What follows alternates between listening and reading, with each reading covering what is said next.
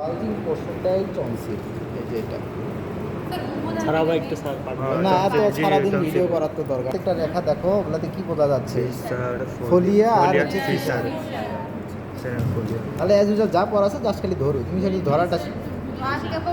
এটা কোন ক্রেনে, যে কোনো জিনিস ধরার পর জিজ্ঞেস করবি কোন ক্রেনিয়াল ফসা, বিশেষ করে এটা ধরলে বলবেই পোস্টেরিয়র ক্রেনিয়াল ফসা।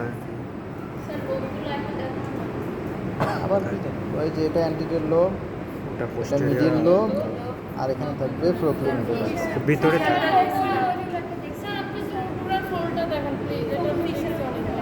এইটা বলবো স্যার, এটা প্রোক্লিনোডাল, এইটা পোস্টেরিয়র ল্যাটারাল সালকাস। খুবই চিকন ছোট আলাদা থাকে এই যে প্রোক্লিনোডাল লোব। তার মানে পুরোটাই হচ্ছে মিডিল লোব, এটা মাথায় রাখো, পুরাটাই হচ্ছে মিডিল লোব, খালি অ্যান্টিরিয়র লোবটা আলাদা। শুধু এই ফিশারের মাধ্যমে অ্যান্টিরিয়র লোবটা আলাদা।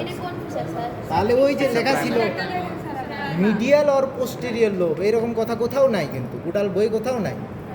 অনলি ওয়ান জায়গা যেখানে বলা আছে মিডিল অর পোস্টেরিয়র লোব।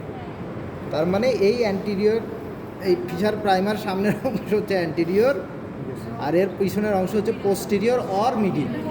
আর খুঁজে পাবো হচ্ছে জাস্ট একদম বসে আছে, কে আছে যেখানে আছে প্রোক্লিনোডাল লোব। ঠিক আছে, হরিজন্টাল ফিশার এই যে এটা, এই যে এই যে এই যে, ঠিক আছে, এই যে ফিশার প্রাইমার হচ্ছে এইটা ভিতরে